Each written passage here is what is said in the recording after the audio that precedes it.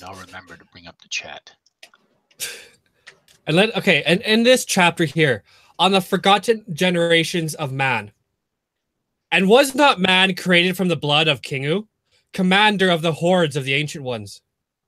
Does not man possess in his spirit the seed of rebellion against the elder gods? And the blood of man is the blood of vengeance, and the blood of man is the spirit of vengeance. So says our holy king. Blessed be his name. Huh. There you go. Yeah, but I think you're taking that too literal. I'm very orthodox when it comes to my Necronomicon, so I'm not like one of those lukewarm Necronomiconies. So, and what now about you see, what about the new reformed worshippers of Cthulhu? What do you think of that sect? oh, they're all heathens. They tarnish because it is said in here. Let me just find the page. Okay, very relatable. And these incantations and with others, the sorceress. There you go. Proved you wrong. Aha. Well, can't argue with that.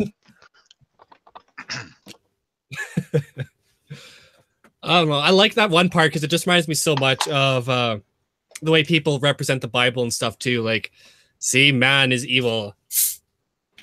Mm-hmm.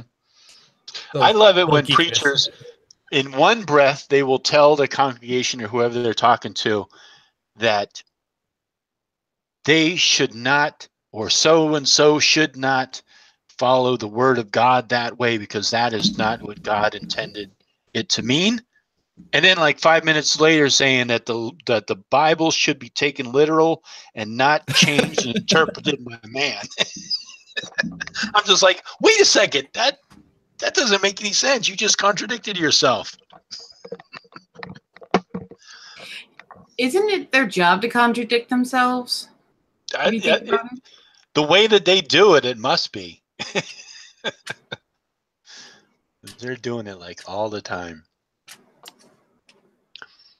But yeah, it just fascinates me how some people can just like they can interpret the word of God, but nobody else can interpret it. It's like, okay, what makes you better than other people to interpret the word of God the way that you interpret it?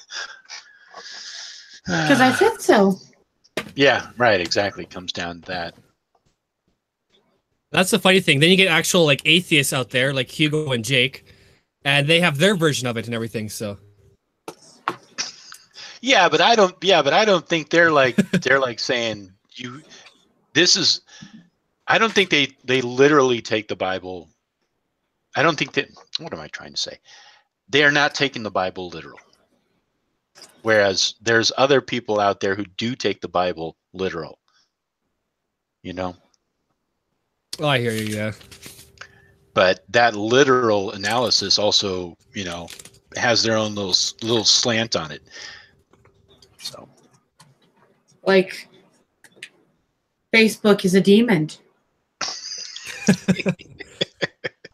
Pokemon Go brings demons into your household. So, yep. Do you guys remember that one at all? Like, there's that one preacher being like, "Oh," and then we took out our Pokemon Go in the middle of the church, and there was a little Pokemon in here, and it's like, "Oh, it's a demon." Yeah, and did you see that little Pokemon video clip that somebody did? A little music video on Pokemon. Oh man! Oh, now we got to play it for people. Let me see if I can find it. There'll only be one Pokemon song for me, and that is the original one. So gotta catch 'em all. Anyways, I don't know that song. No, I'm not aware of this song, Dorian.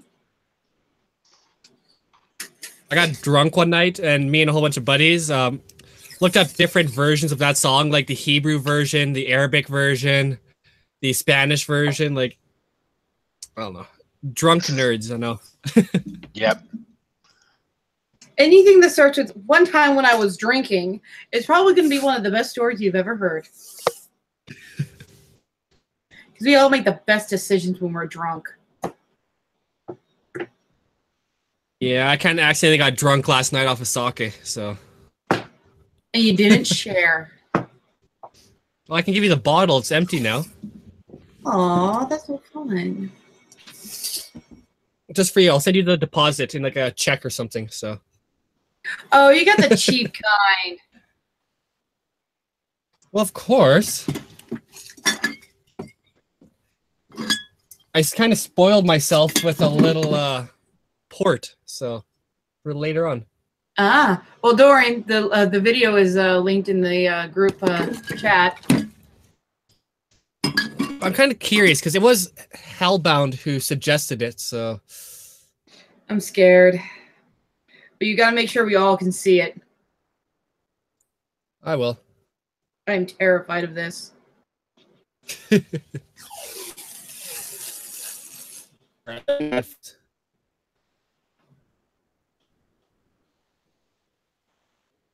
Oh my god, this is okay. Just cancel that out. Go on to make sure all my bad browser stuff is closed. Now share. You don't want to see what kind of porn you're into this week. Oh, it varies from day to day.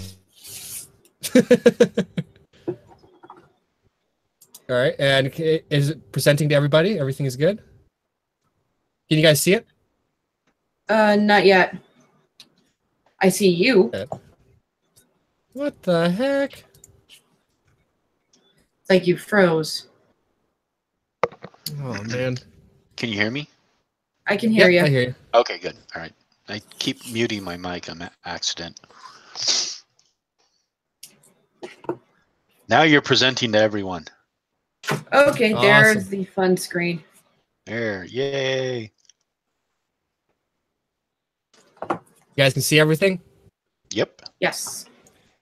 Oh, I forgot to do something very important. I want you guys to hear it, so. All right. Pokemon, plural. I said, son, what is that one morning? He said, that's Pokemon. Son, I found out that Pokemon means pocket monster. But why should they carry these monsters in their pocket? Pokemon world is a world a bit demonic. They say it's just a game. Well, they can't get saved. Our kids are going out on the streets and gangs. I assure you that creature wants to ruin your brain. Say it's just a game. Well, they can't get saved. They can't go to heaven when they play Pokemon today. Pokemon Power, Pokemon Witchcraft, Pokemon Power, Fantasy Roleplay, Pokemon Power, Pokemon wants to ruin their life. Goodbye. Pokemon Power, Pokemon Demons, Pokemon Power, they go with a pop. Pokemon Power, children might be stabbed, might be going away. Goodbye. Pokemon Power, Pokemon Power, Pokemon Power, children become the #1 Pokemon master. Little reclusive, power-filled monsters tell. I'm not sure how much we should play because I don't want to get our video flagged. Ooh. I'm just Okay. like, wow. I mean, the only thing we'd lose is I don't think we'd get flagged, but maybe demonetized. But none of our videos are monetized anyway. Well, anyhow, True. whatever. Yeah, but maybe I'll post the link in the chat if other people want to watch the whole thing. It's just one of those, oh my God moments. Somebody had sent me that link a long time ago, and it's just like, oh man, that is too funny. They can't get saved. It's just a game. Pokemon. Wow, somebody's listened to it a few hundred times. Only a few hundred times. Not like I'm addicted or anything. Oh, good. Oh man, that is hilarious. If Pokemon really tried to make make kids into Satanists, then it kind of really failed. This whole premise was working together, don't judge people, and treat animals right. So, unless that's satanic. Yeah, well, I mean, it's just you got to understand that that Satan is very subtle. Okay, Satan is very subtle, and so he really gets in, and the spirit of lust, or the spirit of envy, or the spirit of whatever, can get into somebody, and then with that, Satan just kind of like works with it. Next thing you know, they're worshiping Satan. But that's known. That's a fact. It's in the Bible. It started with Pikachu and ended in child sacrifice. Just natural progression, going up the steps. That's all it takes. All it takes. Oh man. Just listen to a little rock and roll music. You already got a little bit of the devil in you. Oh, there's more than a little bit of the devil in me. I am more corrupt than corrupt can be. Now you're rhyming, criming, subliming. Oh no, don't start trying to rhyme. Remember, it's not a crime. Hey, Eminem did it first, so now all white people are allowed to rhyme. So Eminem didn't do it first. Dr. Seuss did. Get it right. Early minstrels used to do that. Yeah, they did. People act like one race of people invented music. It's like, no, it kind of evolved. And our first instrument was the voice. from research I've done for my own channel, I hear a lot of, well, my race did this first, my race did that first, my race is superior because we invented A, B, C. And it's just like, oh, guys, come on. You're both dumb, and I can prove this with science. Yeah, I know. Yeah, I mean, it's interesting going, oh, yeah, well, the Chinese invented gunpowder. And I mean, it's interesting to understand the history of things. But I think that if you're using it to, like, keep some sort of imaginary scoreboard, like, Europeans did this 1 point, what have you done? I mean, yeah, that's ridiculous, but it is interesting to look back at history and see where things started, but that's just for knowledge. But yeah, I don't know. I know people get caught up in that. All I know, it's easier to say that the human race did this instead of saying one single race, but then I'd be considered racist for that. Well, it is the human race. I mean, on a genetic level, I think there's like less than point. It's less than a point of a percentage of our genetic makeup is different between each race of humans. And then when you get to like chimpanzees,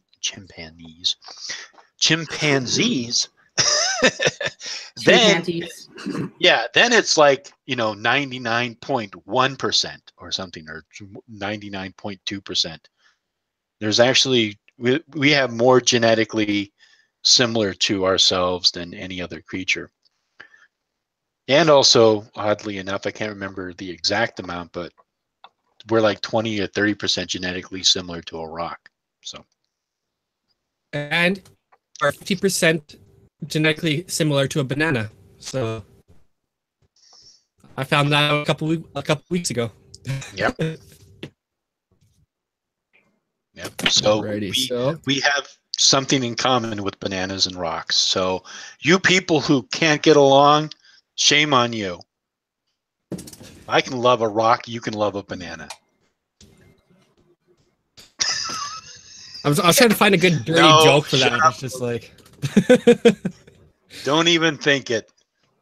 So Hellbound's telling me to go love a banana. Hey, HR, where are you? Loki loved a horse, therefore he can love a banana.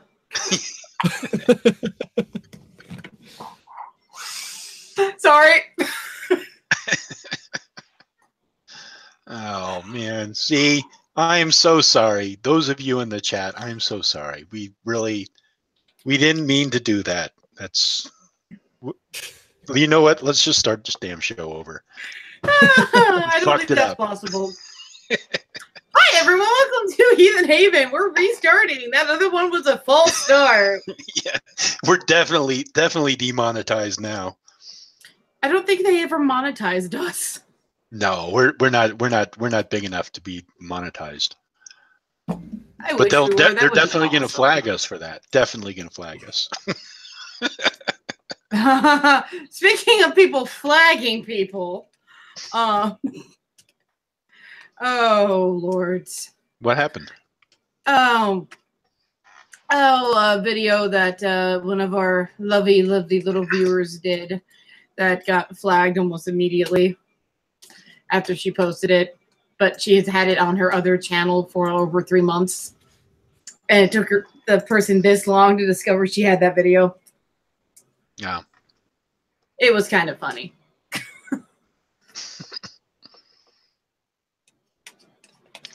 Alrighty, so I got the video up and going. The Necronomicon and Government Occult True Believers with Peter Levinda. Oh my god. So would you mind if I start it now, or? No, I'm all set. I'm ready to go. Yeah. Right. Oh, we got dual screen, so it's a little messing me up. Okay, screen 2 and share. Can everybody see it? Sinister forces. I rewinded it a couple seconds just so I could make sure I knew where we were. So, Okay. Peter Levinda. Century, at least to us in the West, were the Nazis. I mean, they're the symbols of evil, and yet they were really just a cult. They were not a political party, the way we understand it. The Nazi Party was a cult, and that's what it really was. That's why it exists today. That's why it's managed to persist. Political party in Germany, Italy, or anywhere. It's starting to robot. Doreen. Yeah. Okay. The video is starting to robot. Like we hear like it weird. The sound would go all weird and wonky. Yeah, heck. 1 second here.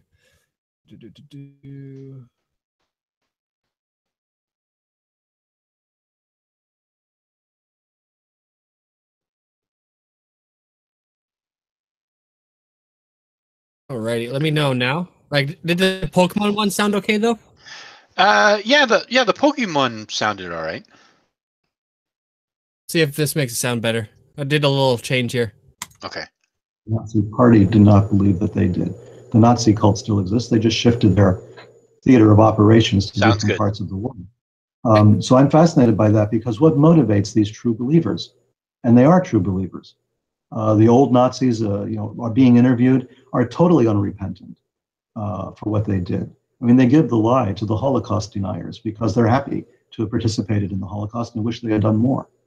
So these people, yes, they do fascinate me. They're a window into the darkness that maybe I touched upon when I first looked at these occult books that for a second? monks were stealing. Yeah, go ahead. One of the things that a lot of these Christian extreme Christians do is that they try to kind of associate things with other things, and for some reason they always bring the occult to the Nazis. I don't understand why that is. They just do that so that everything gets rolled up with the Nazis, and suddenly everything occult is evil and horrific. Now, again, like I said last week, I'm not that familiar with how much the Nazis did dabble with the occult. I know that they did a little bit, but again, I don't know how much. I do know that a lot of the symbolism that they used was very much close to the Norse and the Germanic path. So I know that they wanted to resurrect and bring to mind and bring to the forefront of the consciousness of the German people the great ancestry and the great stock that the German people were a part of. And I think that was the way that they did that. But that is the Nazis' decision, that is, those people who supported that party, those people who voted for Hitler, those people who put that establishment in power, those are the ones who are responsible for everything that happened in World War II from that point forward concerning Germany. So whether they were Christians or whether they were occultists, whether they were Buddhists, it doesn't really matter. That Nazi party is what drove that force. There was nothing else that drove that force. So this guy, he's just conflating it. He's just conflating it to hope that, you know, somehow there's some kind of a guilt by association there. It's just, I just wanted to point that out.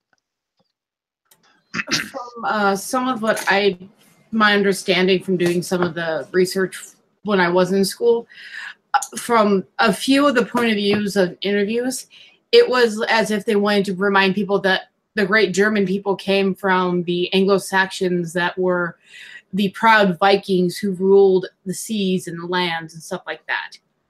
They wanted to bring that to the forefront, and that's why they used a lot of the Germanic and Nordic things, because they wanted to remind people of their, like you said, of their ancestry, and try to say, hey, look, we're better than everyone else because we came from this stock compared to what you came from.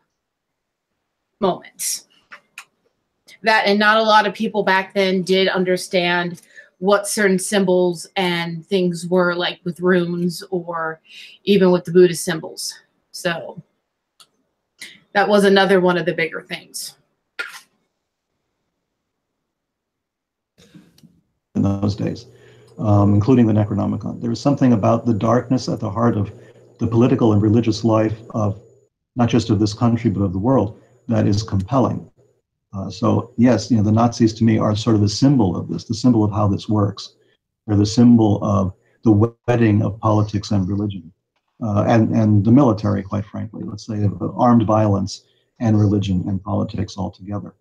And when I began to research, I began to go to Chile in 1979, where I was detained briefly at Colonia Dignidad, when I was had guns pointed at me in Reading, Pennsylvania, by Klansmen and neo-Nazis, and all the stuff that's gone on. I've seen that this still persists, and I pull at the threads, and what I find is that there is a kind of Odessa, and it has always existed since the end of the war, in different parts of the world. People who are like-minded, true believers, the old generation dying off, but new generations, younger generations picking up where they left off. In those days, it was anti-communism, and now it's turning into something else. You know, it's the third way, the Nazi third way, neither the Soviet Union nor the United States, something in the middle. And that's what they're aiming for. That's the goal, is to create something which is a kind of a totalitarian state, which is at the same time a kind of anti-materialistic totalitarian state, if you can get those concepts all on one page. That's what they're aiming for. But to create, foment a revolution, to pause it for a second. Destabilize regimes, destabilize governments. So one of the things that, I don't know, maybe they outlined it in the very first video and I'm just not remembering it, but I don't understand how they're making this connection between the Necronomicon and now Hitler and the Nazis. I don't understand how that connection was made. Is it because Necronomicon is supposed to be part of the occult, and by default it falls into the category of Nazis? From what I'm getting from it, he's talking about how people searching for are searching for the darkness and stuff like that, and the occult is giving them that. Mm-hmm. That's what I'm not sure if that's what he's trying to say, but that's what I'm kind of picking up on. Mm-hmm. And then New World Order's going to use that darkness to form a new non-materialistic fascist dictatorship. So, so the Necronomicon leads people into darkness, and the darkness leads them into committing atrocities like the Nazis. And then the New World Order takes over. Yeah, you're on the right. Okay. Okay. All right. Okay. And I think that, as the Hitler legacy points out, this all began in World War I in a very specific way with a man named Max von Oppenheim, who was an archaeologist, a German archaeologist who lived in North Africa, who decides that maybe calling for a global jihad might be a good idea to World War I, to win that war against the French and the Russians, and convinces the Ottoman Turks to do that, the first ever global jihad, calling on all Muslims around the world to rise up against the unbelievers. And that's the beginning, you know, and it goes on from there. And Hitler Legacy talks about that a great deal, goes into the detail of this. This is, to me, this is where the darkness comes from. This is, you know, the cynical manipulation of religion. We did that too. We did that with the CIA's operations, Bluebird, Artichoke, MK Ultra, the manipulation, disregarding any ethical or moral consideration. Can you pause it for a second? So the whole MK Ultra thing, it's already been, they already released all the papers for MK Ultra. MK Ultra was supposed to be some sort of, they were trying to figure out some kind of a mind control thing or something. It was it was a study that went on for a while, and it didn't go anywhere, and it just died out, and they just stopped funding it. But people believe that they still went on, so they even released all the papers. But still, people were like convinced that it still went on. I don't believe so. I think that if our government had figured out a way to perform mind control, I think they would be using that. I mean, I think that they would be using it. They would really be using that. And the fact that it stopped being funded, it's just bullshit. I mean, it's just, people are responsible for their own actions. People don't just black out and just go, oh, wow, why was I doing that? You know, that just hasn't happened. I mean, people do suffer from amnesia and stuff like that, but those are very, very rare cases. So, you know, so the MK Ultra, there's no evidence that our government has that technology, but still people like to claim that somehow the government does have this technology. So whatever. Well, I know during that whole Batman shooting, like in the theater, people were claiming, like, all the YouTube conspiracy theory videos were like, oh, the shooter, here's a picture of him before, here's a picture of him after MK Ultra. And they really try to push that whole, the government is making these mass shooters and stuff like that. So yeah, but I mean, that's absolutely insane. Why would the government do mind control, risk everything? I mean, first of all, if the government actually got caught using mind control, they would be up shit creek. I mean, the UN would get involved. Hopefully people would rise. Anyhow, you catch my drift, what I'm saying about that. So why would they risk a shooter in a theater shooting up? Why would they risk that? What would be the purpose of that? You know what I mean? It's just these things, these conspiracies, they don't, if you start to break it down and think about it, it just doesn't make any sense. And I don't know why there's people out in this world who just want to flat out deny reality. For example, there's people who believe that the victims of this most recent shooting in Texas or Florida or wherever it was, I think it was in Florida, right? I'm not too sure, to be honest. Okay. But they were saying that these were crisis actors, that these people weren't actually, there was no shooter. It was all just staged. It was a quote unquote false flag. And they are saying that these are actors. It's just like, people are just they're so scared of reality. They don't want to go, oh, wow, somebody went into a school with a high powered, you know, automatic rifle and killed people for apparently no reason. People just Florida. don't. Sorry. It was Florida. Yeah.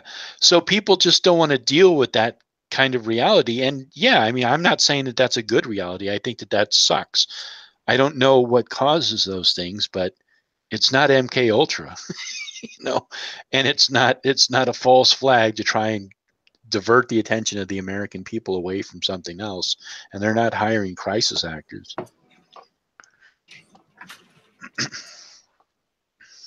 mind, probing the psyche, wiping out memories, replacing them with other memories, hypnotizing people, getting them to take certain types of psychotropic drugs, convincing them to commit, assassinations and then forget all about it, to carry out clandestine operations and then have no memory of it later. The Sorcerer's Apprentice, from Fantasia, all those brooms dancing and then suddenly getting out of control. That to me was what these programs were like. You're probing the human spirit, the human mind. You're disconnecting it. You're actually causing initiatory states to take place. You're initiating people, but without the safeguards of initiation within a religion or within a secret society. You're just saying, I'm going to do all this to you. Let's just see what happens. Maybe something good will come of it as we trash your consciousness. Right. So all of this comes to me as all part of the same impetus that began, especially from the time of World War, right through World War II and the Cold War, and picked up steam actually at the end of World War II, and got more dangerous and more dangerous. And we haven't that off. We're still dealing with that. Yeah, I mean, you've touched upon a lot of topics here. What strikes me is that you're like you said before, there is no separation ultimately between religion and state, because all people, there is a spiritual impetus, let's say, behind all these forces. You're not being spirit. When you look at the crass materialism of, let's say, America, what has become, the immorality of it, where only money worshipped and accepted, that itself, spirituality behind it, what we can call maybe satanic, right? The pure worship of the material realm without any respect for the spiritual life. And then you can see the other extreme polarity in some of these, Islamic State things, totalitarian fascist type of organizations, Saudi Arabia, a fascist country that prides itself on so-called religion. So we are seeing a created conflict, it seems, that's appeared, and it does feel manipulated. That seems behind. If we go back to the source of it, go back to the source of the Nazis and think about the British Empire and what they were able to do in studying the Romans and how the Romans were able to deploy gods, what was called god building, for example, right? And you deploy these various gods to different regions. And you secure those regions with mercenary armies, and you make sure that people worship the god and they pay their coins and their homage to the god in the temple, and that's where the money is held, right? The banks.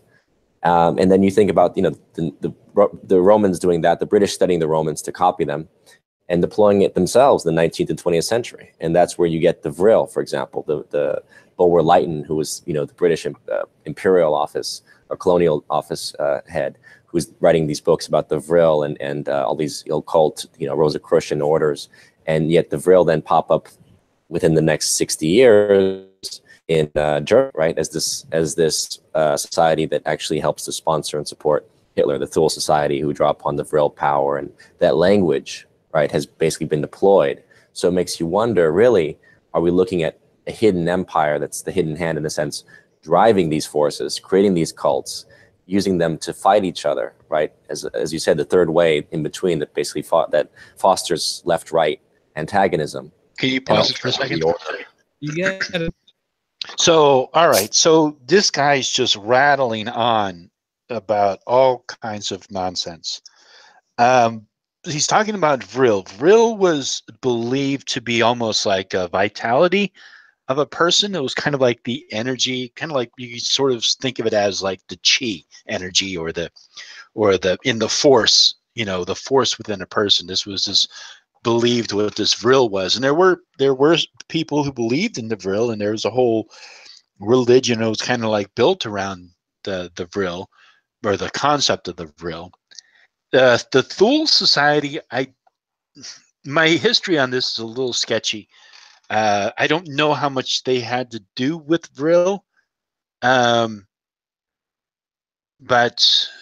I don't know how much influence the Thule Society actually had in Nazi Germany before Nazi Germany came about.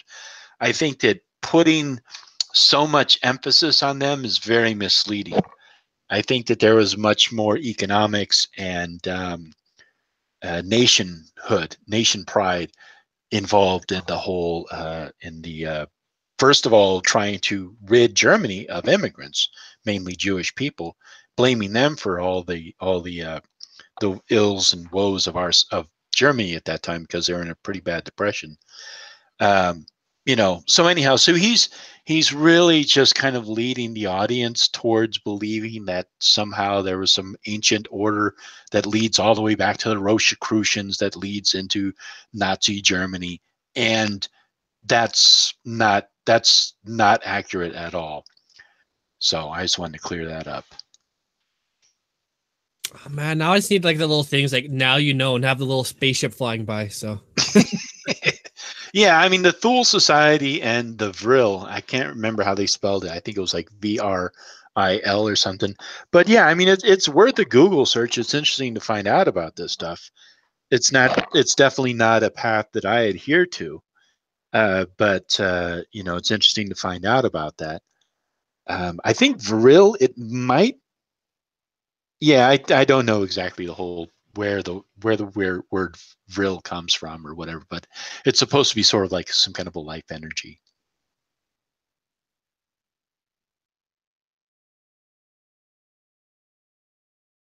The world, as the New World Order called for in the first place, the destruction of all nation states, the destruction of all anything that could be independent of that imperial order, which is predicated on divide and conquer. And I go back to the Oppenheimer thing because you mentioned Max Oppenheimer, who's who's German agent deployed to utilize that jihad language, and yet is part of that Oppenheimer family of England as well, of English fame, that owns South African gold and gold mine, right, and and diamond. And there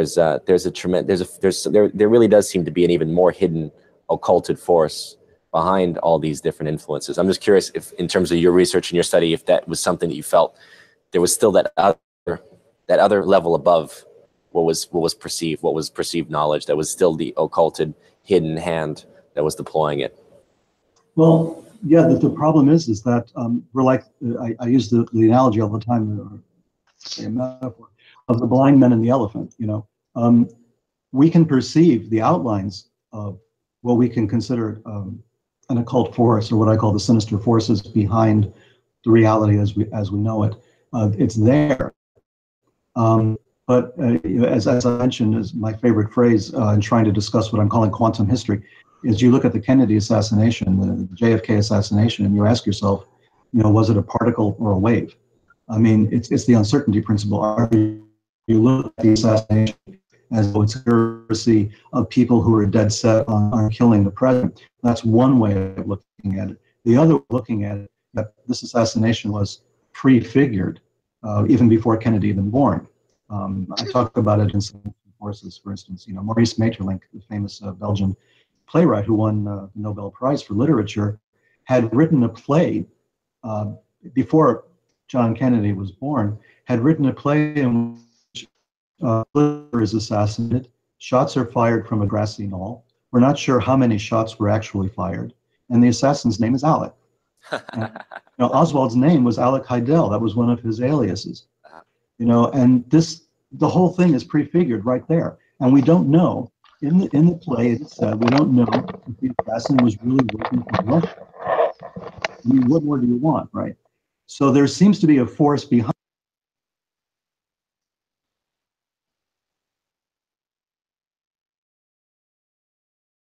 You paused it. Huh. Sorry, I was on mute. Yep. Oh, that's okay. We didn't hear anything you said. So Russia not only hacked the American election, but they also planned out a history event where they would assassinate JFK.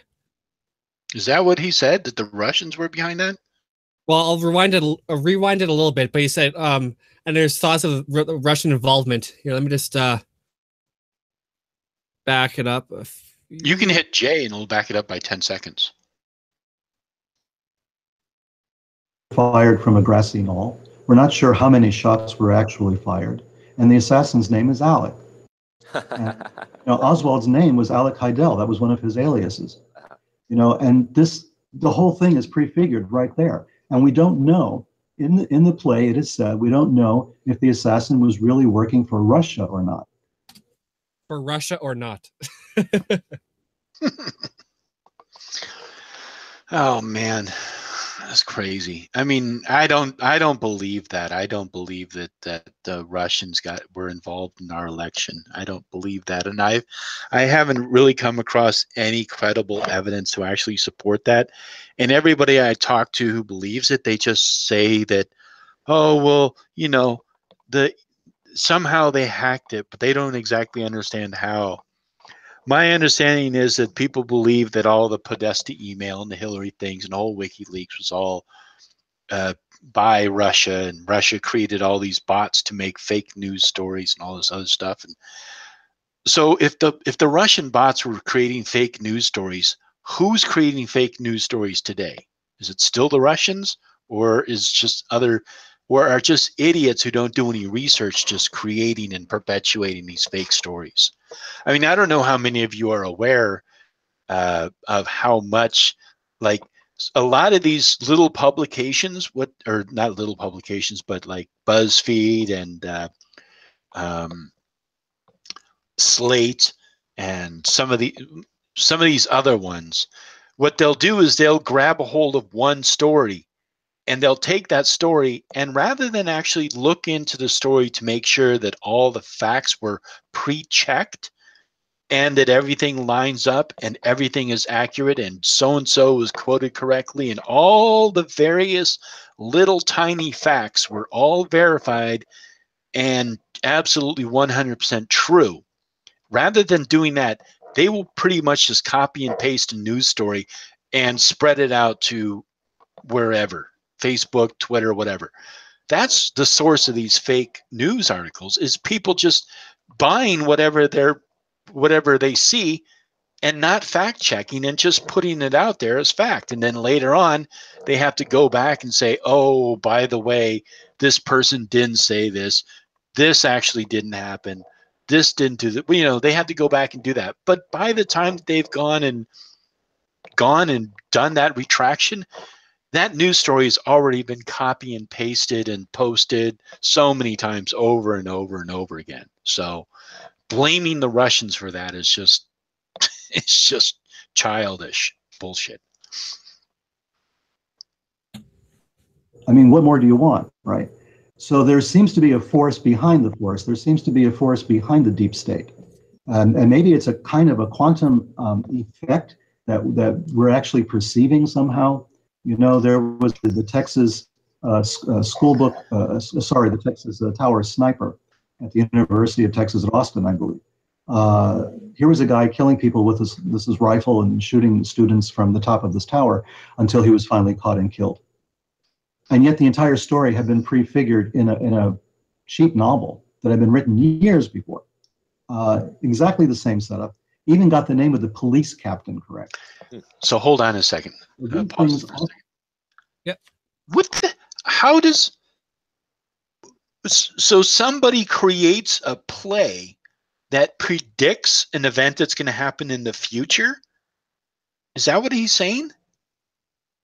Yeah, I'm not sure if he's trying to say like the Illuminati did it or what, but that all this stuff is just events already predetermined. There we go.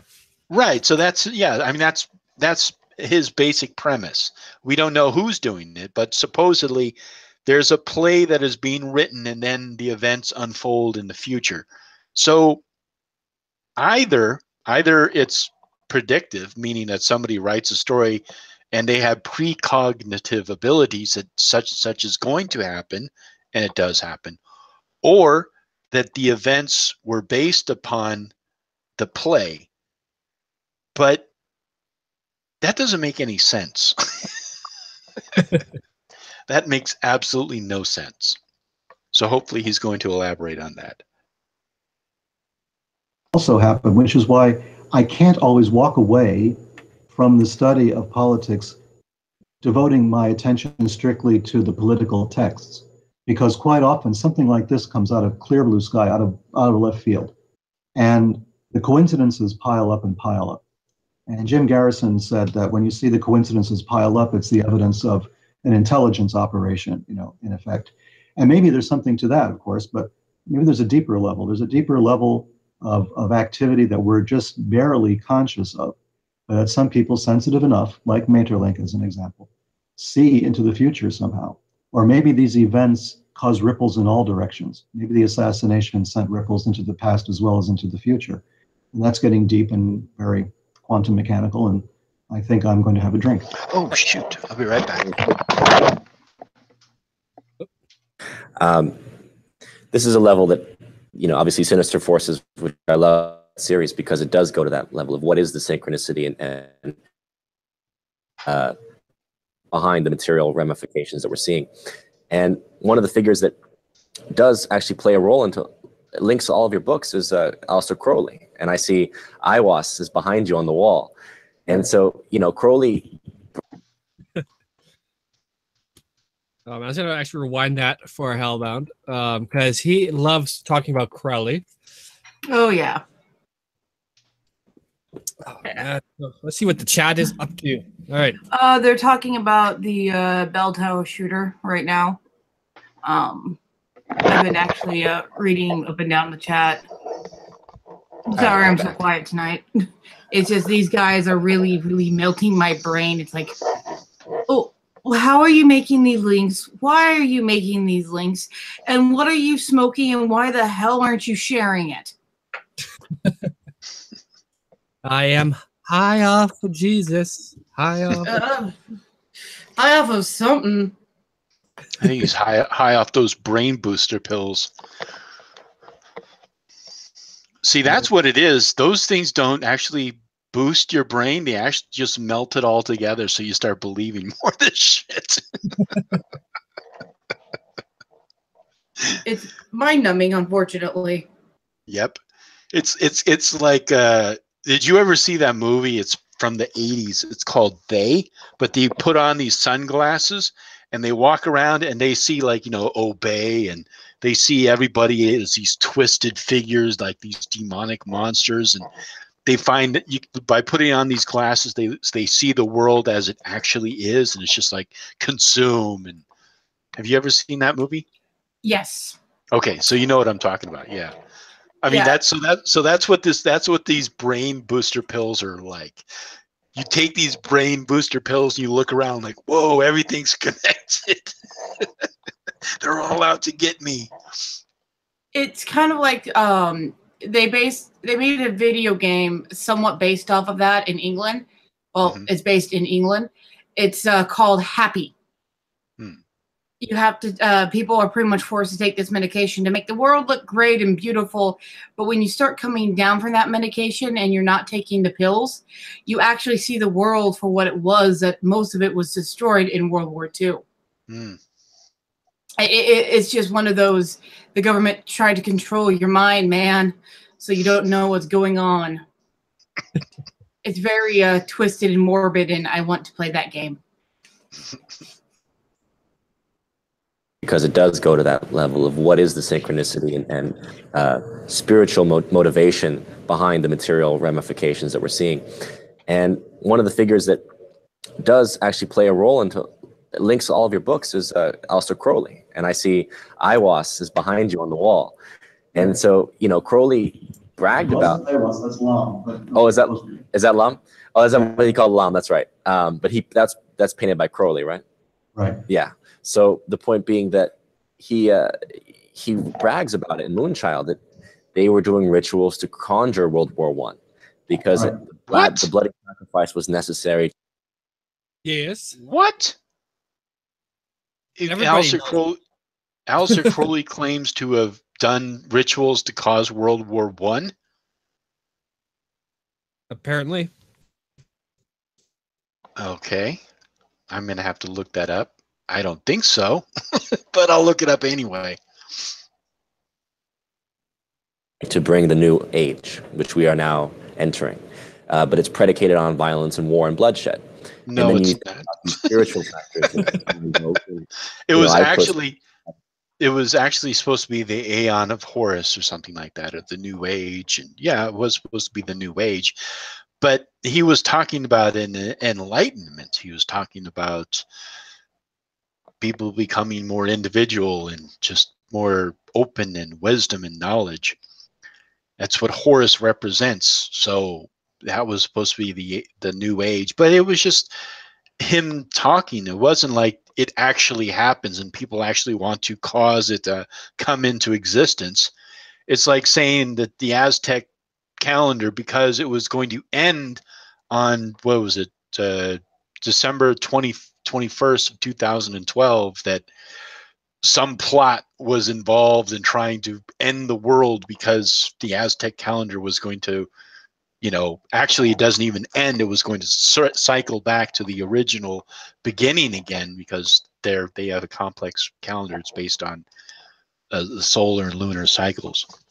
But it's just Crowley was just such a character. He's just such an easy target for them. Even though Aleister Crowley was but one of many highly influential occult writers for the past 200 years, 300 years. But yeah, let's focus on Crowley. I hear he was gay. He was bisexual.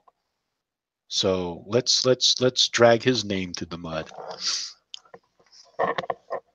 Experience things in my own research and investigation that indicates there's something supernatural taking place here that transcends these three dimensions that we sense. Is that what you ultimately believe? There are these spirits and these forces that are at work that have been unleashed, going back to the occult practices of those in power?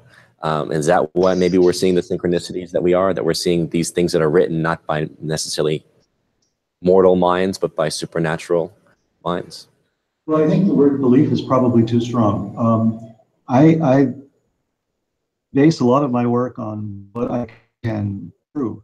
And of course, the problem is in this particular realm, it's really difficult to prove anything. All you can really do is map the contours of what's going on. So I talk about synchronicity and coincidence a lot. I mean, Wolfgang Pauli and Carl Jung, had their correspondence on this very topic. What was synchronicity? Was it evidence of the operation of some other force in nature? I don't jump right away into angels and demons kind of explanation for it. I kind of hold back a little bit until I get more information. I like to see what other people say, what other people do. I like to find out who's doing what. I mean, what presidents are involved in what kind of strange religious beliefs, or what financiers are involved, what kind of. Can you pause it for a second? Yep. I think it's so funny whenever they talk about, the elite being involved in the occult, because I just picture in my mind, these old senators, sitting around in these black robes carrying candles, and they're performing something out of the Key of Solomon, and they're going through the motions and they're trying to read it with the candle. It's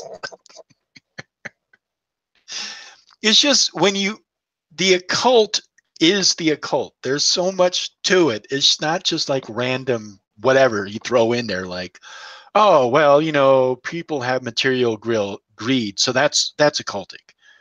Oh, let's see, people have lust in their heart. Oh, that's occultic.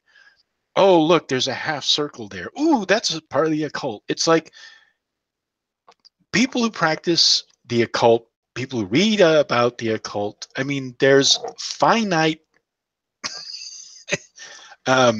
parameters to it, and so much of it is involved in research and history, and poking fun of things and being lighthearted about things.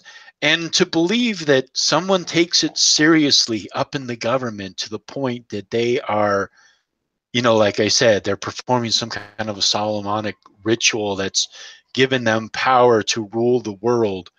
And they believe that they can do this if they only sacrifice X amount of humans. It's just so ridiculous. I mean, it's so ridiculous. The Son of Sam situation, for instance, some of the people who were involved in that cult, who were involved with Berkowitz and some of the friends of Berkowitz, were people who were very wealthy. These were wealthy, in some cases, real estate tycoons, and in one case, a very famous fashion designer was very much involved as well.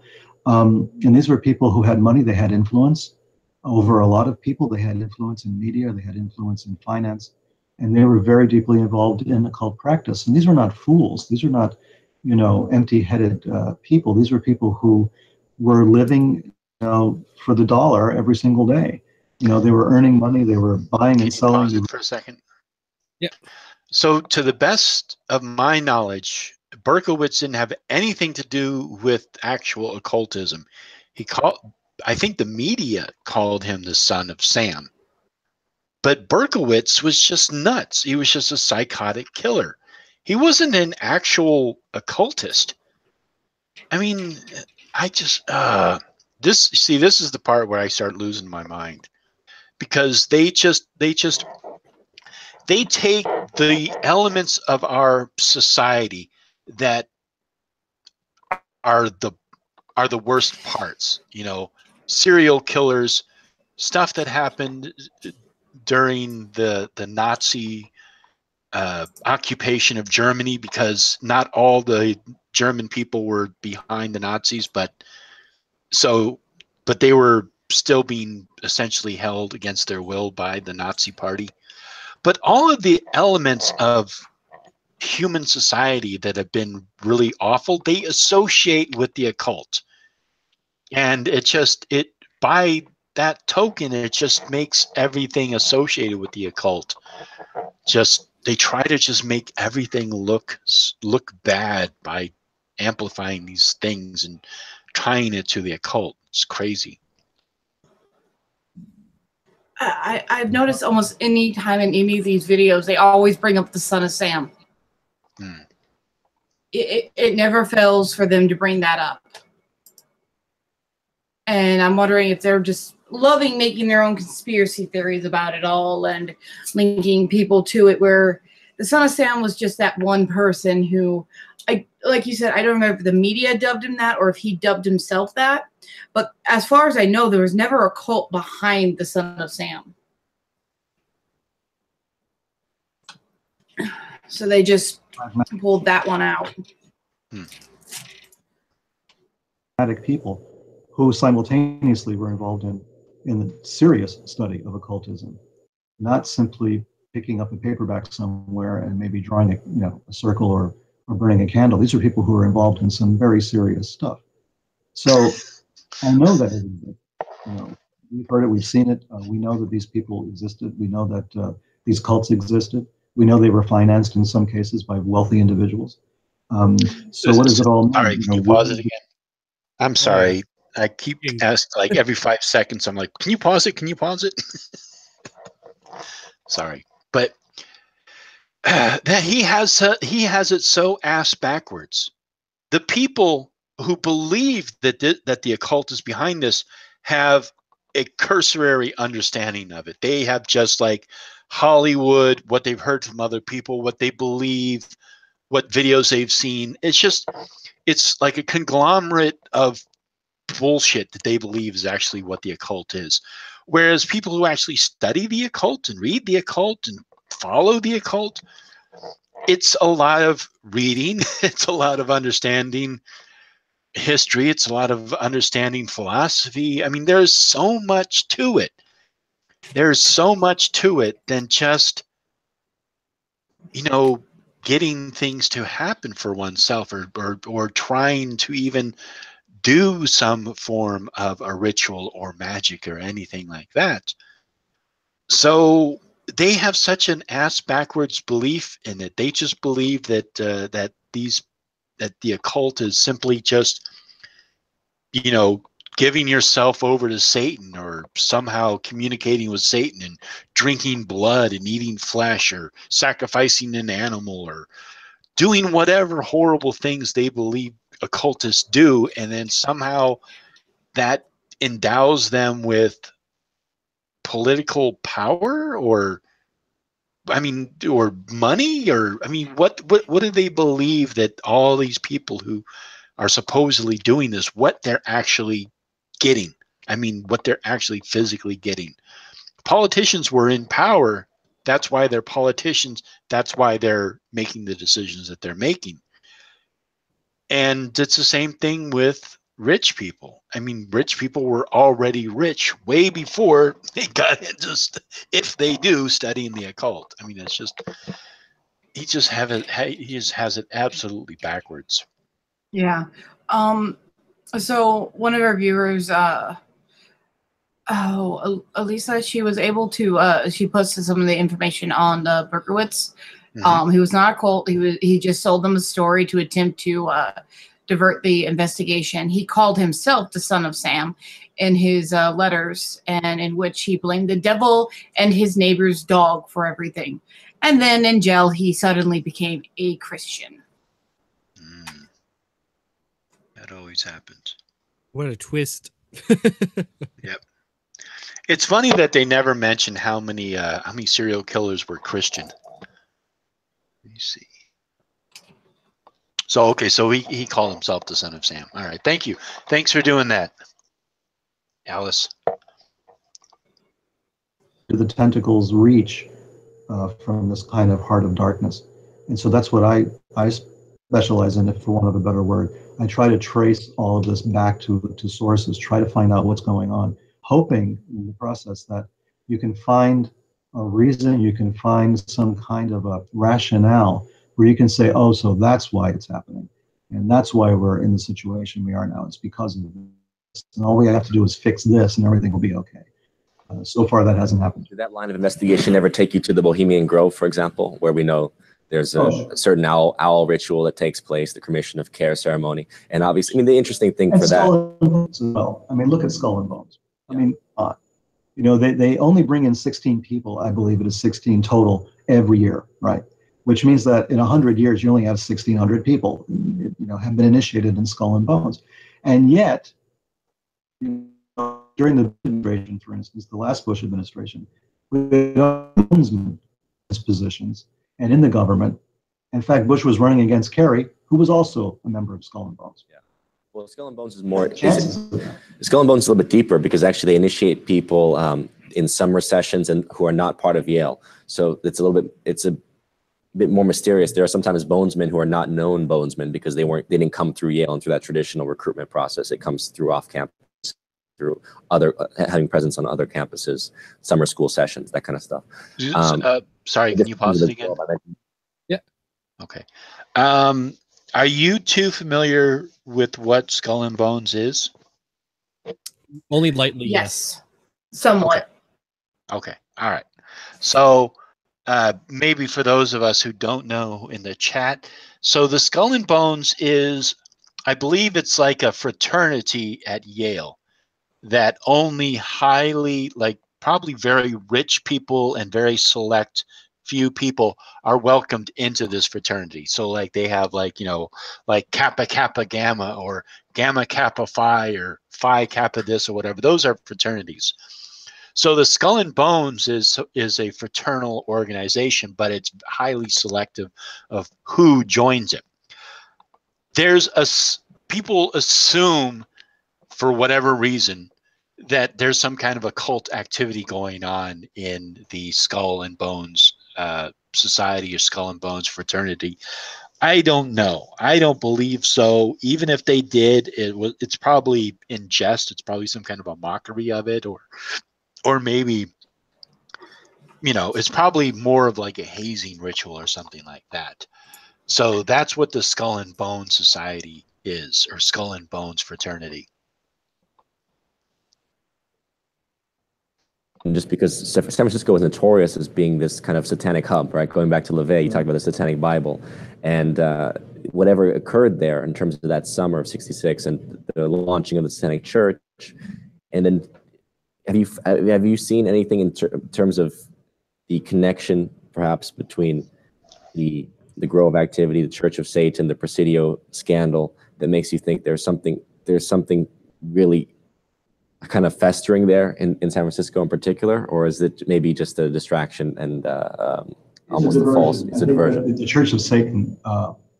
There were two levels to it. There was the popular level that everybody knew. There was a darker level, you know, to the Church of Satan as well. But I don't think we're talking about evil on the same level as we're talking about where government leaders are concerned, or people who have tremendous influence over the lives of millions. It was a different thing. There was Manson family involvement peripherally in the Church of Satan.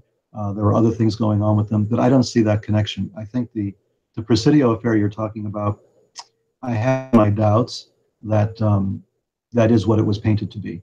I think that it was the time of the satanic ritual abuse hysteria that was going on, and I think there was probably, I like evidence, and we speculate too much about the Presidio thing. I'm kind of reluctant to go on board and say, yeah, there was child abuse or satanic ritual abuse with the Presidio. I've seen a lot of evidence. Can you pause it? More satanic abuse. Huh? What? Everything is satanic abuse. Everything leads to satanic abuse, apparently. So. Yeah, well, I'm actually surprised. He actually has the insight to say, oh, well, that was actually part of the, satanic ritual abuse scare, and it didn't really happen. And so I'm really surprised by that. But I just want to clarify, just in case people don't know, the Church of Satan didn't have anything to do with the military or the Presidio or the daycare center that was in the Presidio. That was actually in was it in Santa Clara? It was somewhere outside of San Francisco. What happened was that Michael Aquino, who actually started the Temple of Set, who was a member of the Church of Satan a long time ago, but split off and started the Temple of Set. He was in the military, and he was actually a high-ranking captain in the military, I believe, before he retired. But he worked, and he was, obviously he's a Presidio Army base, so he visited there. But what had happened was there was this other guy who was involved, who was at the daycare center, who worked there, who was diagnosed with the chlamydia or something like that, and then one of the kids was actually had chlamydia or some type of a venereal disease, and you don't get this venereal disease without sexual contact. So that's what had happened with that, and I don't exactly remember what had came out of that, the Presidio daycare. I know that the way that that Michael Aquino was associated with it was one of the kids who went to the daycare center pointed at the colonel and said, "Oh, well, he touched me or did something to me," and then that's how Michael Aquino got wrapped up in this whole thing. He didn't have anything to do with it, but some little kid pointed at it and whispered at his mother, and it just steamrolled from there. But the police went in. They actually got search warrants. They actually went through Michael Aquino's personal effects. They went through all this stuff. They didn't find anything, any evidence connecting him with any kind of, even with the preschool or anything with the kids with the preschool. It was just like a complete sham. And later on, they actually did it again, and Michael Aquino actually tried to sue them or sue somebody involved in that. That was a pretty interesting case. So anyhow, that whole thing with the Aquino and the Presidio daycare center was just bullshit. I think maybe that story was a little overblown, but the problem is there's a lot that's not overblown. There's a lot of ritual abuse of children and of young people in this country. It doesn't need San Francisco. There's some very good books that have been written on it. Recently, I actually published by Trine on this particular aspect of things. So Presidio is maybe a touchstone for what we're talking about. But I don't think Presidio itself, if we're talking about Michael Aquino and all of that, he was a lieutenant colonel in the U.S. Army intelligence, accused of getting involved in child abuse and everything else. I kind of don't think that really happened. In fact, the Army, apologized to him and sort of basically reinstated him after all of this when they were jumping on the bandwagon. We have to be careful of the hysteria faction because we're experiencing that right now. with Islamophobia, you know. So this is the new satanic ritual abuse thing that we're going through now, is Islamophobia. All Muslims are evil, and you know, they're all beheading. Can you pause it for a second? Yeah. I actually well, yeah. So satanic there's never been any conclusive evidence in support of a satanic cult going around ritually abusing children, kidnapping them, murdering them, eating their flesh, drinking their blood. That's never happened.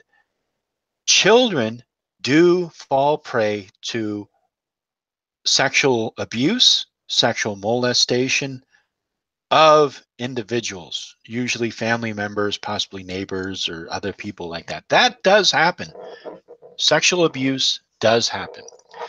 The idea that there's a satanic cult behind every single event, or somehow involved, or somehow trying to get there is no satanic cult involvement in any sexual abuse.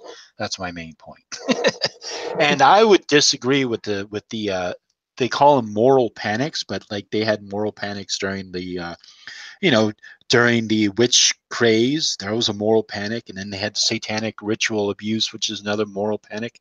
And the moral panic we're having today is that every white Republican is a Nazi. That is what that's the moral panic we're having today, where everybody's racist, everybody's sexist, everybody's a Nazi. It's getting to that point. I mean, look at the people in Hollywood who are they're having a finger pointed at them. Somebody's accusing them of sexual abuse, and the media and everybody else immediately assumes that whoever was fingered for that sexual allegation, it's true, and they are guilty of it without any trial, without any investigation, with nothing else done except somebody pointing at them and saying, oh, they did this. So that's the moral panic that we have today. It doesn't have anything to do with Islam. That's a rational fear. It is a rational fear to get on, onto the London Bridge and be scared that an automobile might come out of nowhere and run you over, or a guy might get out of a vehicle and start hacking you to death. That is an actual reality. That is something that might happen. The idea that some kind of a Nazi organization is going to suddenly get everybody who's a minority, non-European descent, and put them in the concentration camps. No, that hasn't happened, and I doubt it will ever happen. That's bullshit. That's crazy. So I just wanted to put those two things in perspective. So we have to be kind of careful about that, and I try to be. I try to, make sure that when I say something, it's at least documented and sourced, with people that are, or with sources that are reliable. So when you're getting me to talk about these things, I'm hesitant. However, that being said, Bohemian Grove, another story. That is some spooky stuff. That is, that's out there. I mean, there's no justification for that. There's no. Are you too familiar with Bohemian Grove? Oh yeah. Okay. Not really. Okay. So all right. Well, okay. So I don't really know too much about the Bohemian Grove either. But from what I understand is it's a good portion of the redwood forest here in California, Northern California, where basically you cannot go in there. Like if you're walking along and you'll see a sign that says, and now entering government property, you cannot go beyond this point. They actually have armed guards and fences, and they will keep people out of this year round. So you can't go in there any time of the year. Year round, they will not let you into this one section of an area of the redwood forest, which is called Bohemian Grove. And every year for the past, I don't know how long, I want to say at least 10 years, various elite people from around the world have been welcomed to this Bohemian Grove. And they go in, and there's all men. There's no women there. And supposedly they have ceremonies where there's a giant wooden, or I think it's a wooden statue that sort of. Sorry. That's okay. It sort of looks like an owl, but it also sort of looks like a melted candle. So it's kind of, you don't know exactly what it, at least I don't believe it's an owl. It just looks weird. I don't know exactly what it's supposed to be. But so anyhow, so they believe that at this Bohemian Grove, there are like children that are being sacrificed to Moloch. And this somehow gives our politicians power to rule the world. So that's the conspiracy behind it. But what actually goes on there, I don't think we really know. But it's probably just a super secret spa getaway vacation spot for rich crazies. That's what I think. Okay, now I know what you're talking about after you mentioned that part about it. Oh, Yeah, okay, as far as I know, it's an all boys club kind of thing of, hey, let's get away from the wives for a weekend kind of thing. Yeah. So yeah, but I think it's also a little more than just get away from the wives, because like they have armed guards that prevent people from entering. So it's like they want to be away from everything. They want to be away from media. They want to be away from, anything, and just have their time alone. And whatever they do there, I don't know, but I doubt it's an occult ritual to rule the world.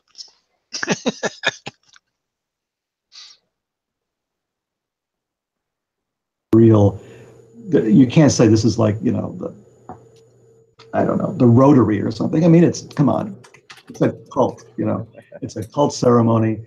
It's got all the trappings of ritual magic in it. And it's got all of our big politicians and financiers and industrialists and corporate leaders involved in this weird thing out there. You can't tell me this is just, fun and games. I'm sorry. No, it's not gonna fly. I've seen, these people. I've interviewed a lot of people. I've worked in large corporations as well. I know, leaders know how they think, how they talk, their mouth at the same time.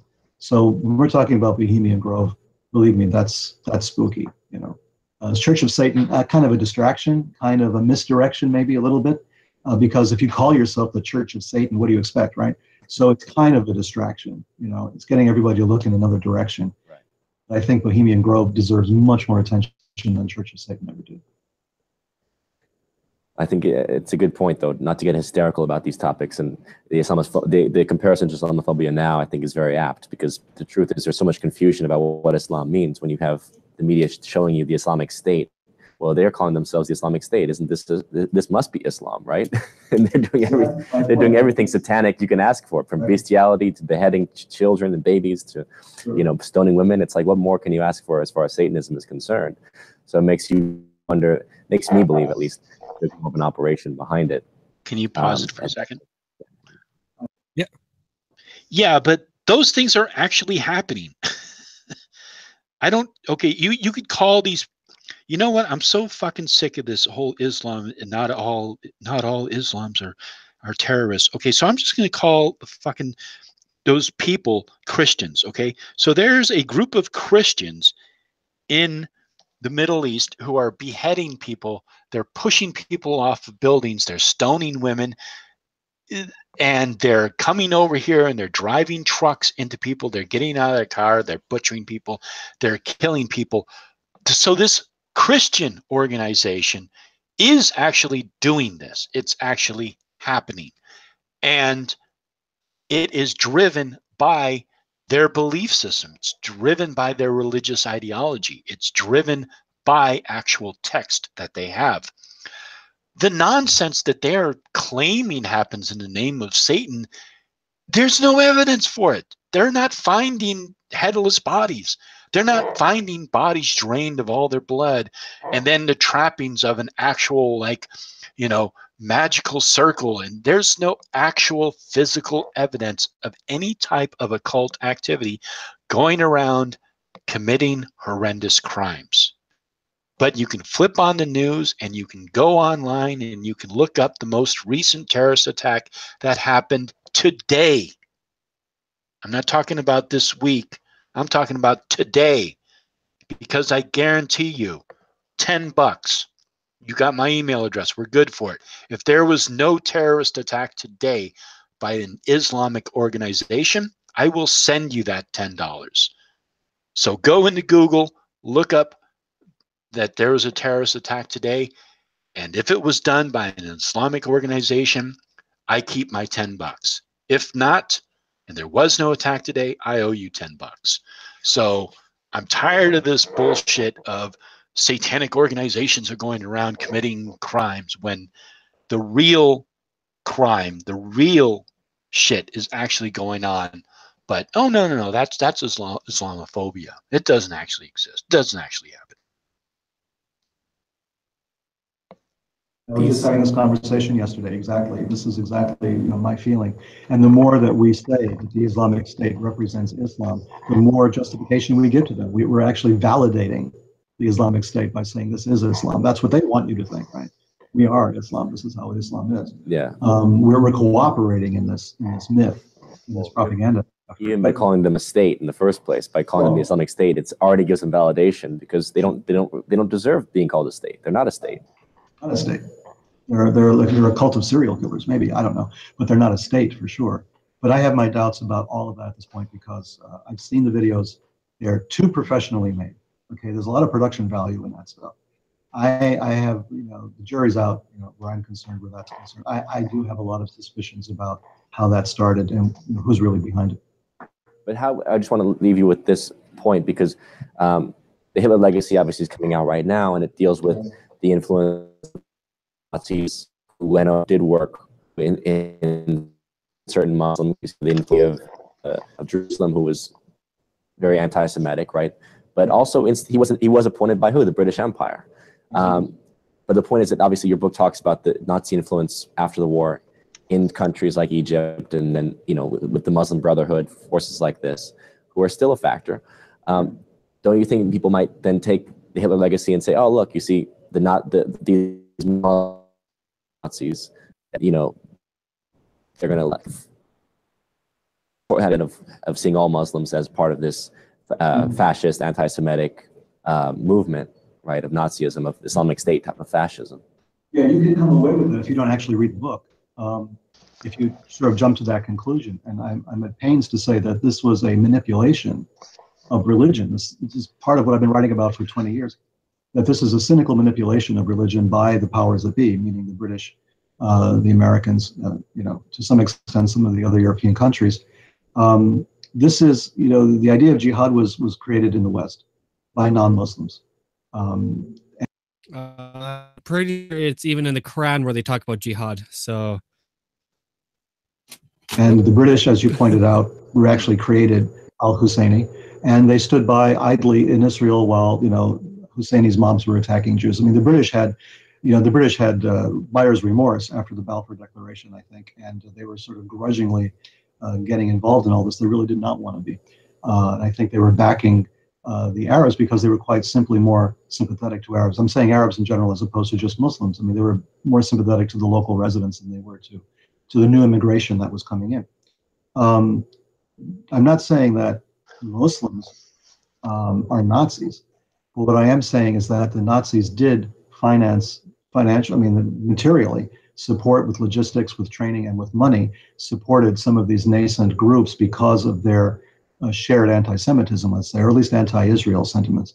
So there was a lot of manipulation of people. There was a lot of money flowing around, trying to control and create a situation of unity among all kinds of Muslims where there was no unity. This kind of approach to Islam, that Islam is monolithic like the Catholic Church, and maybe there's a pope, and maybe there's a hierarchical, rigid structure, and there wasn't.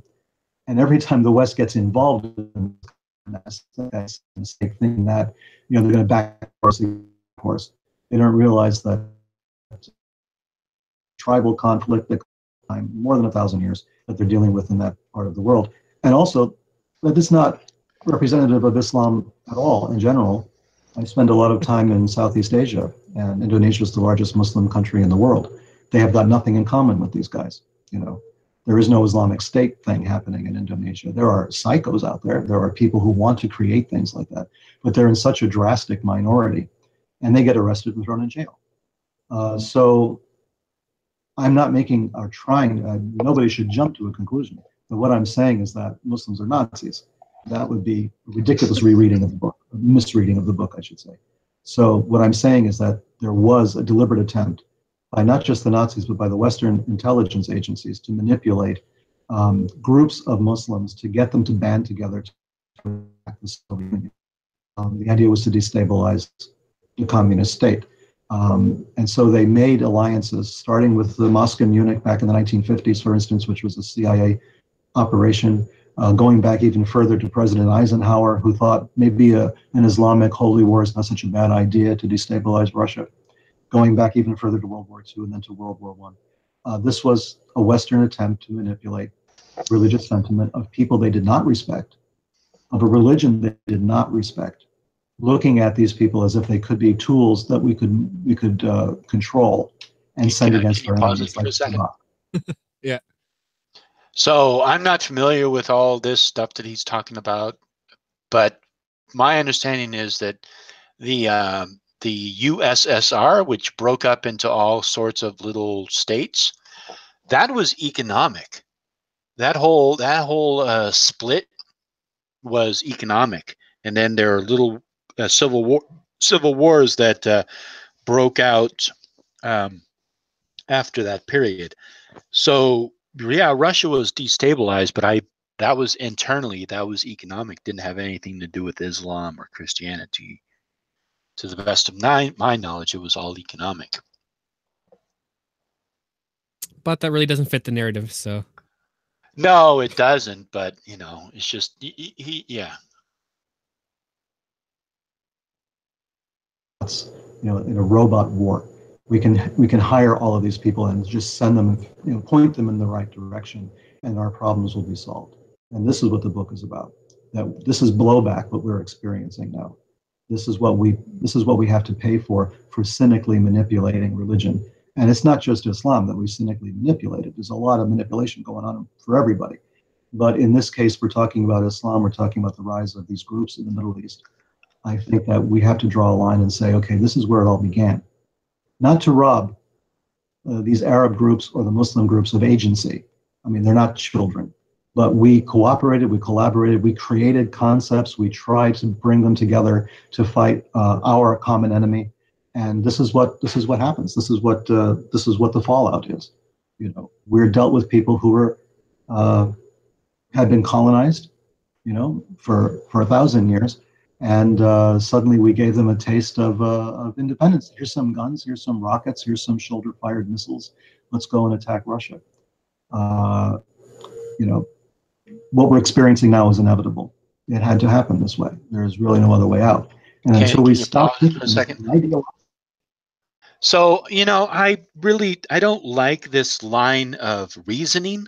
That's what I'm hearing from it. It's like you're walking down the street one day and some guy comes out of nowhere and slugs you in the face. And you're like, why did you do that? Oh, because your dad did it to my dad. It's like, okay. So you're punishing me for something that somebody who's unrelated to me at a different time period did to you. I mean, I don't understand that line of reasoning, like somehow that's okay or it's permitted or somehow you're no longer responsible for your own actions because you're acting out of vengeance. I mean, if this is true, and I don't know that much about the Middle East and, you know, our involvement in supplying and training the Middle East. But if there is some kind of justification or somehow ISIS believes that they're exacting revenge for what happened to their aunts, you know, to their fathers, that doesn't make it right. Because they're hurting innocent people who had absolutely nothing to do with it. So I don't buy into that line of reasoning. The things that happen with instabilities in countries and wars and all this stuff, it's usually, you know, it's usually the very rich people, the people in control who are behind it. Very rarely are like little individual squabbles actually behind it and personal vendettas are behind wars. It's usually something else. It's usually money and something, you know, religion, something. There's usually something higher above it going, pushing it and giving it momentum. But to believe that somehow they're acting out of vengeance because of something that happened to them in the past. Well, if that's the case, we're no longer responsible for their actions. They are now responsible for their actions, not us. I just love his whole attitude too. It's like, well, there was no radical Islam until the secret societies and the occult got in there, planned out how to have this one religion, try to start all these fights and stuff like that. It's all America and the all cult problem. So, yeah, well, somewhere down the line, somewhere in Gaul, my ancestor's right hand was chopped off by a Roman soldier so that he would not rebel against his overlords. So I'm going to go and strap a bomb to myself and blow up Italy. That makes perfect sense. The only option I see there. It's the only option. I have to do it. I have to defend my ancestors. The Americans told me that's what I got to do, so I got to do it. So, yeah. You heard it first here on Heathen Haven. Logical conflict, and start looking at it as a power politics situation, pragmatically, and look at who is joining with whom and for what real reasons. We're never going to solve this problem. If we frame it in terms of religion, it's not going to go away ever. Well, as you pointed out, religion is very easy to be manipulated, and every religion has some truth to it, but you're dealing with human beings. So you're dealing with fanatics, you're dealing with saints and fanatics across every culture and religion. So, we could talk for hours, but it's been a fascinating conversation. We'll have to get you on again to go into more because, you really, your history. So it's great to have you on, Peter. Thank you so much. All right. And that is the lovely video. So did he end that by saying that the impetus behind terrorism is not religion, it's actually other factors? And then previously he had spent like an hour and a half saying that the occult was responsible for Son of Sam murders and Nazis? Yeah, it's all Yep. the occult. So. Holy fucking hell. How can someone be that hypocritical and not be self-aware of it? I mean, that's insane. Well, it's all the Aleister Crowleys and all those fortune teller book authors that are writing the future before we know what to do. So, yep. Those people writing plays. Don't ever write a play about me getting murdered, please. Oh, wait, I wouldn't have to worry about it unless it was done 5 years ago. Good. Well, watch your back for the next 5 years. Yeah, really. I should just add that to like our top 10 and stuff like that. Make a special playlist for like videos where we get exposed and stuff like that, and just have all that weird stuff.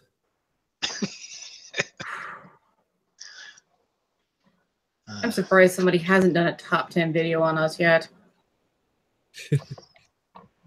Right, current vids, history, watch later. I'm just seeing what we have in the backup. Yeah, right now. it's getting pretty sparse in there. We're gonna have to find stuff and put videos in there.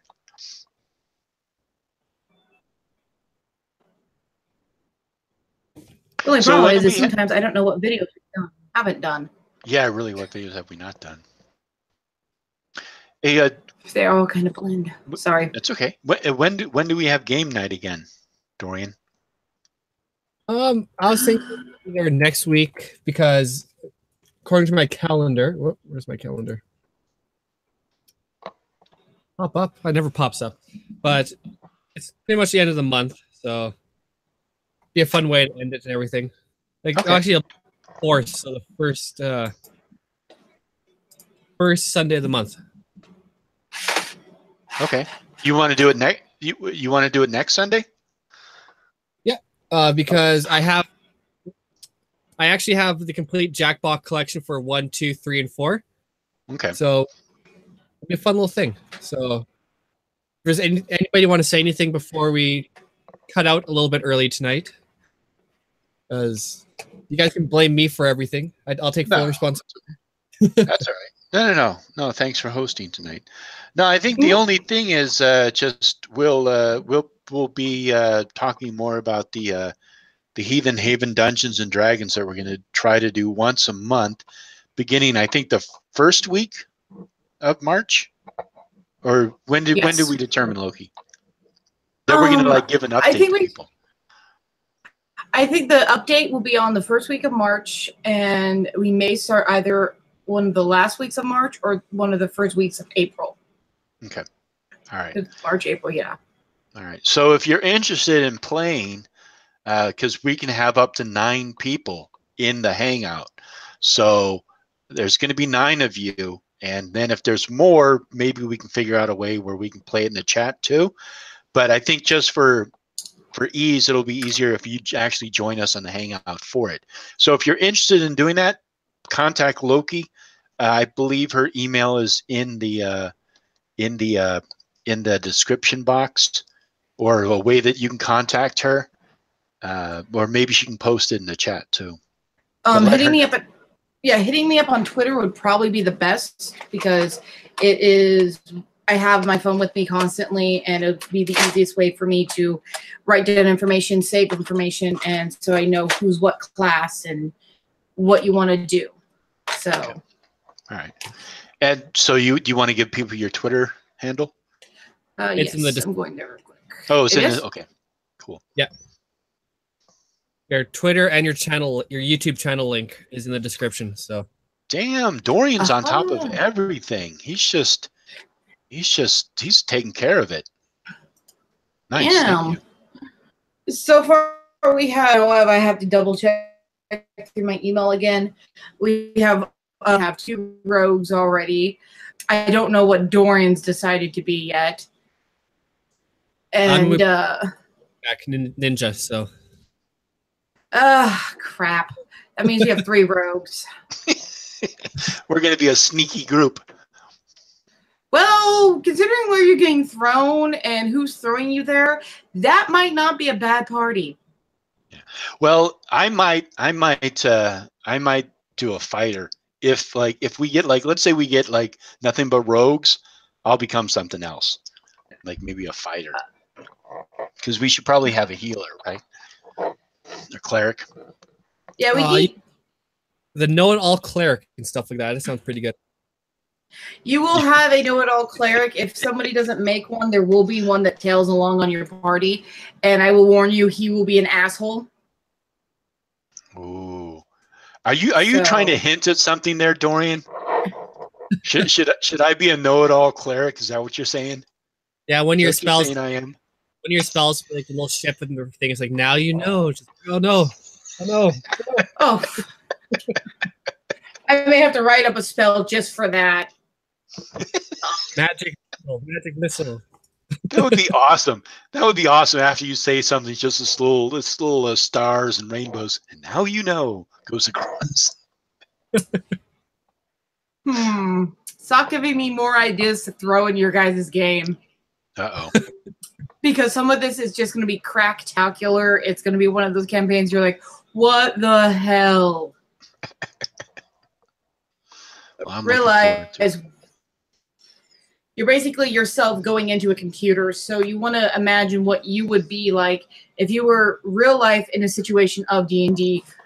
What class or what race would you be? And it's limited only to the player's handbook. So whatever normal class they list in there are the classes you can do. What normal class races they list in there are the races you can do. So like elf, half orc, dragonborn, Soren Sneeze, or whatnot. So it sounds like just let me know when you message me. Looks like Travis is saying he's going to go fighter. Yep, I wrote that down real quick in my little green book of doom. All right.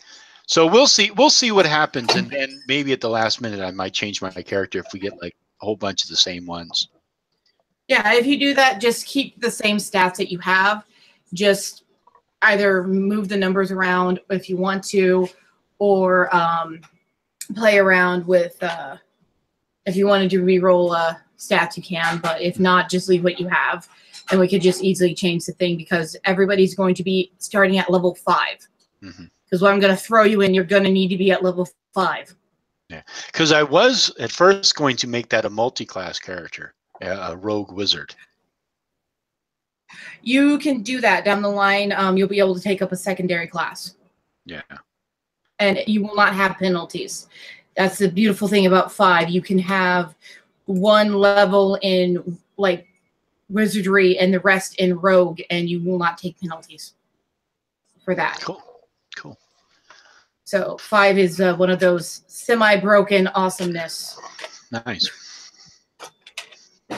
All right. Cool. So cool. So we'll hopefully we'll have more information on that on the around March 1st, but definitely get your characters in, or let Loki know that you're interested, and then she'll take it from there and give you a character sheet and all that fun stuff.